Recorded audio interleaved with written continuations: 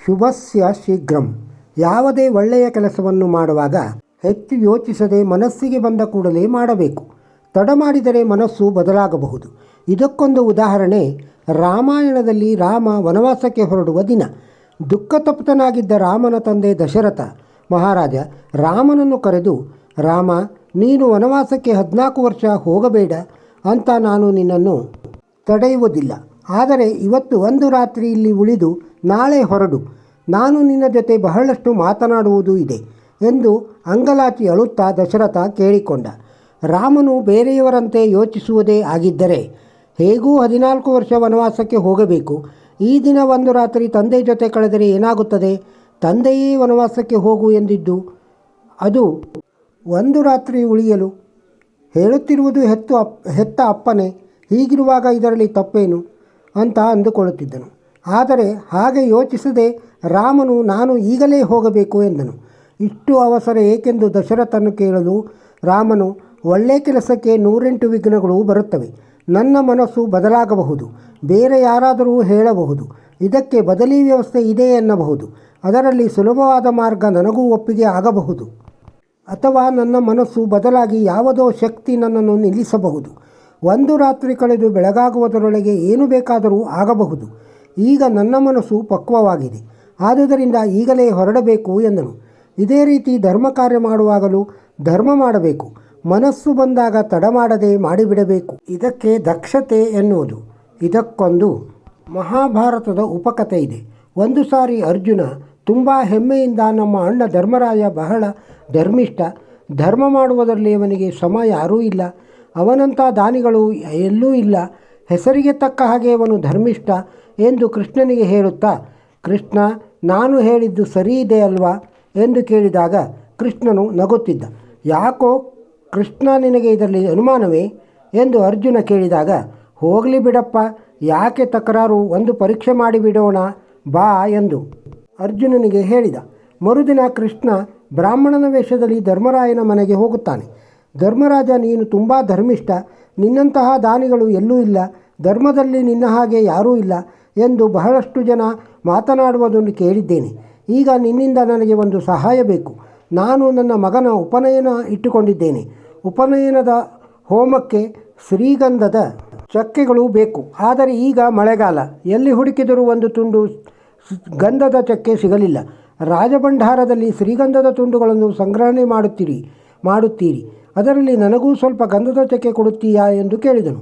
ಧರ್ಮರಾಯನು, ಖಂಡಿತ ಕೊಡುತ್ತೇನೆ, ಸೇವಕರ ಹತ್ತಿರ ಗಂಧದ ಚಕ್ಕೆ ತರಿಸಿಕೊಡಿ ಎಂದು ಮಂತ್ರಿಗಳಿಗೆ ಹೇಳಿದನು.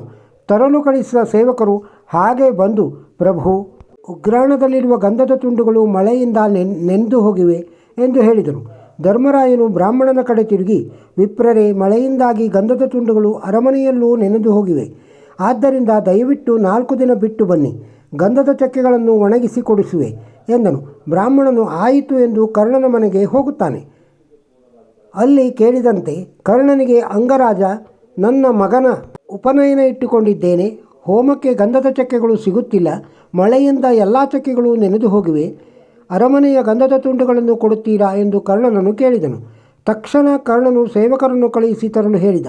ಇಲ್ಲಿಯೂ ಸಹ ಅದೇ ರೀತಿ ಸೇವಕರು ಬಂದು ಮಳೆಯಿಂದ ಗಂಧದ ಚಕ್ಕೆಗಳು ಒದ್ದೆಯಾಗಿವೆ ಎಂದು ಹೇಳಿದಾಗ ಬ್ರಾಹ್ಮಣನ ವೇಷದಲ್ಲಿದ್ದ ಕೃಷ್ಣನು, ಸರಿ, ಹಾಗಾದರೆ ನಾನು ಇನ್ನೂ 4 ದಿನ ಬಿಟ್ಟು ಬರುತ್ತೇನೆ ಎಂದು ಹೊರಡುವುದರಲ್ಲಿ ಇದ್ದನು. ಆಗ ಕರ್ಣನು, ವಿಪ್ರೋತ್ತಮರೇ, ಸ್ವಲ್ಪ ತಡೆಯಿರಿ, ಅವಸರ ಮಾಡಬೇಡಿರಿ, ನಾನು ನಿಮಗೆ ಎಷ್ಟು ಗಂಧದ ಚಕ್ಕೆ ಬೇಕೋ ಅಷ್ಟು ಚಕ್ಕೆಯನ್ನು ಕೊಡುತ್ತೇನೆ ಎಂದನು. ತನ್ನ ಮನೆಯಲ್ಲಿದ್ದ ದೇವರ ಕೋಣೆಗೆ ಹೋದನು. ಕರ್ಣನ ಮನೆಯ ದೇವರ ಕೋಣೆಯ ಬಾಗಿಲು, ಅದರ ಚೌಕಟ್ಟು, ಕಿಟಕಿಗಳು, ಅದರ ಚೌಕಟ್ಟು, ಸುತ್ತಲೂ ಇರುವ ತಳಿಗಳು ಎಲ್ಲವೂ ಶ್ರೀಗಂಧದಿಂದ ಕೂಡಿದ್ದವು. ಕೆತ್ತನೆ ಮಾಡಿದ ಬಾಗಿಲಿಗೆ ಮತ್ತು ಹವಳ ರತ್ನಗಳನ್ನು ಜೋಡಿಸಲಾಗಿತ್ತು. ಬಹು ಸುಂದರವಾದ ವಿನ್ಯಾಸದಿಂದ ಕೂಡಿತ್ತು. ಅಲ್ಲಿಗೆ ಬಂದ ಕರ್ಣನು ಬಾಗಿಲ ಬಳಿ ನಿಂತು ಏನೊಂದು ಯೋಚಿಸದೆ ಮೀಟಿ ಹಾರಿ ಕೈಯಿಂದ ಗುದ್ದಿ ಬಾಗಿಲಿನ ಚೌಕಟ್ಟುಗಳನ್ನು ಬಾಗಿಲುಗಳನ್ನು ಎಲ್ಲ ತುಂಡು ಮಾಡಿದನು. ಕಿಟಕಿ ಬಾಗಿಲುಗಳ ಚೌಕಟ್ಟುಗಳನ್ನು ಮುರಿದು, ತಳಿಗಳನ್ನು ಮುರಿದು ಎಲ್ಲವನ್ನೂ ಚಕ್ಕೆ ಮಾಡಿ ಚೀಲದ ತುಂಬ ತುಂಬಿ ಬ್ರಾಹ್ಮಣನಿಗೆ ಧನ ಧಾನ್ಯ ಸಹಿತ ಕೊಟ್ಟನು. ಬ್ರಾಹ್ಮಣ ಸಂತೋಷದಿಂದ ಹೊರಟನು.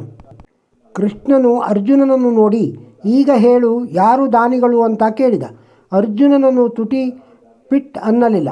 ನೋಡು ಅರ್ಜುನ, ಅವಕಾಶ ಸಿಕ್ಕಾಗ ಮಾಡುವುದೇ ಬೇರೆ, ಸಿಕ್ಕ ಅವಕಾಶದಲ್ಲಿ ಕೊಡುವುದೇ ಬೇರೆ.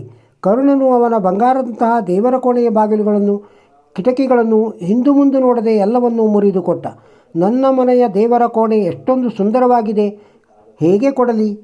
ಅಲ್ಲದೆ ಮನಸ್ಸಿನಲ್ಲಿ ಕೊಡಲೋ ಬೇಡವೋ, ಈಗ ಕೊಡಲೋ ನಾಳೆ ಕೊಡಲೋ, ಇದರ ಬದಲಿಗೆ ಬೇರೆ ಏನಾದರೂ ಕೊಡಲೇ? ಇಂತಹ ಗೊಂದಲಗಳು ಅವನಲ್ಲಿ ಒಂದೂ ಇರಲಿಲ್ಲ. ಕೇಳಲು ಬಂದವರಿಗೆ ಕೊಡಬೇಕಾದದ್ದು ನನ್ನ ಧರ್ಮ ಎಂದು ಕರ್ಣ ತಿಳಿದಿದ್ದ. ಹೀಗಾಗಿ ಅವನ ಮನಸ್ಸಿನಲ್ಲಿ ಗೊಂದಲಕ್ಕೆ ಅವಕಾಶವೇ ಇರಲಿಲ್ಲ. ನಿರ್ದಿಷ್ಟವಾದ ಮನಸ್ಸಿನಿಂದ ಕೈ ಎತ್ತಿ ಕೊಟ್ಟನು. ಧರ್ಮದ ಮೂಲವಿರುವುದು ಇಲ್ಲಿ ಎಂದನು ಶ್ರೀಕೃಷ್ಣ. ಈ ವಿಡಿಯೋ ನಿಮಗೆ ಇಷ್ಟವಾಗಿದ್ದರೆ ಒಂದು ಲೈಕ್ ಕೊಡಿ, ಬೇರೆಯವರಿಗೂ ಶೇರ್ ಮಾಡಿ. ನಮ್ಮ ಚಾನಲ್ಗೆ ಸಬ್ಸ್ಕ್ರೈಬ್ ಆಗದಿದ್ದರೆ ಸಬ್ಸ್ಕ್ರೈಬ್ ಆಗಿ. ನಮಸ್ಕಾರ.